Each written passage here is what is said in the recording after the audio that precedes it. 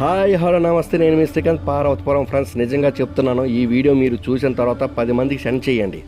ఎందుకంటే మంచి వారి కోసం, మంచి చేసిన వారి కోసం మనం అందరికీ చెప్పాలి, అందరికీ తెలియజేయాలి. ఎందుకంటే మన కూటమి ప్రభుత్వం వచ్చిన తర్వాత మన రాష్ట్ర ముఖ్యమంత్రి నారా చంద్రబాబు నాయుడు గారు ప్రతి ఒక్క పేదవారు ఆకలితో ఉండకూడదని 5 రూపాయలకే భోజనం చేయాలని అన్నా క్యాంటీన్ రీఓపెనింగ్ చేశారు.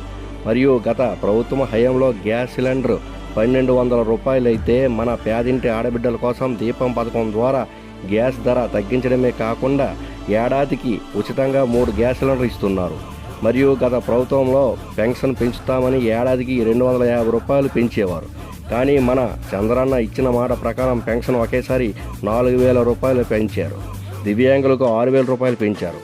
అలాగే ప్రతి ఒక్క ఆడబిడ్డకు స్త్రీ శక్తి పథకం ద్వారా ఉచితంగా బస్సు ప్రయాణం చేసే సౌకర్యం కల్పించారు.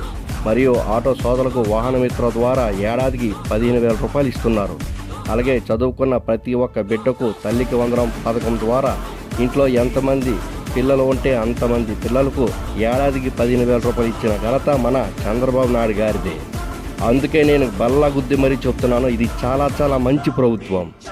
ఇలా మన రాష్ట్ర ప్రభుత్వం బాగుండాలంటే ఎప్పటికీ మన ప్రియమైన నారా చంద్రబాబు నాయుడు గారే మనకు ముఖ్యమంత్రిగా ఉండాలి.